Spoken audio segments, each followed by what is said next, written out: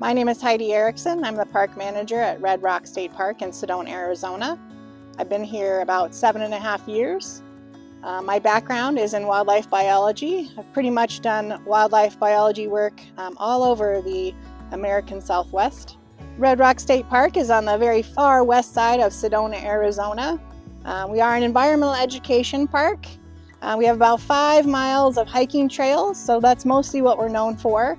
We do have an interpretive museum, a theater where we play some educational movies about conservation, and a junior ranger program. But mostly we have school groups that come here to learn about ecology and the connections between nature and humans.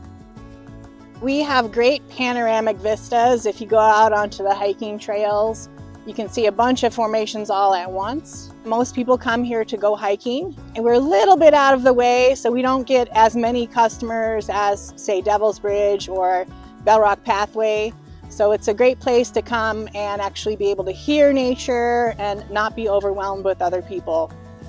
Every day we have a guided nature hike with a volunteer naturalist. Twice a week we have bird walks, Wednesdays and Saturdays. Times vary across the seasons because the birds wake up as soon as the sun comes up. So as you track the season, the bird walks are earlier times. We also have some great topic-specific hikes. We have one on geology, one on archaeology, and one on ethnobotany.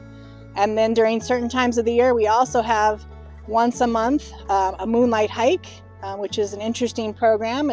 As a day use park, we don't normally have these after hours programs, so that's something special people can sign up for.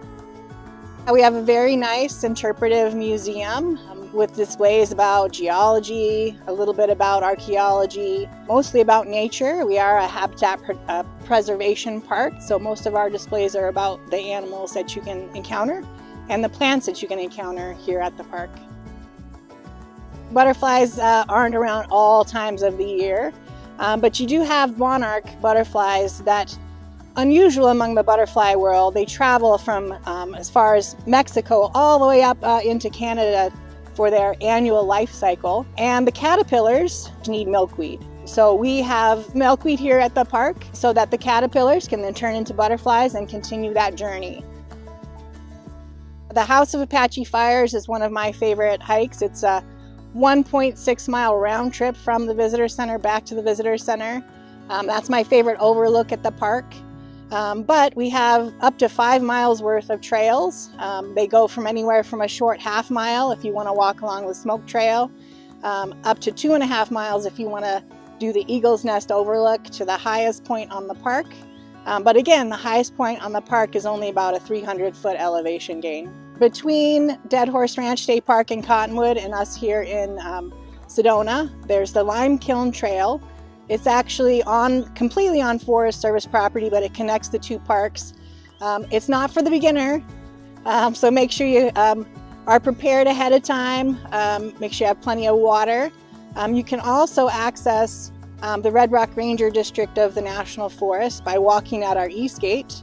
But do, again, be prepared. If you're going to exit our park on foot, make sure you have the proper maps to know where you're going so you can get back, especially if you parked your car here at the park. This park is family friendly. The hikes are easy to moderate. Nothing here is rated difficult, so you can even have very young children on these hikes. We do have a junior ranger program. It's a self-guided program where we give the kids and their parents a booklet.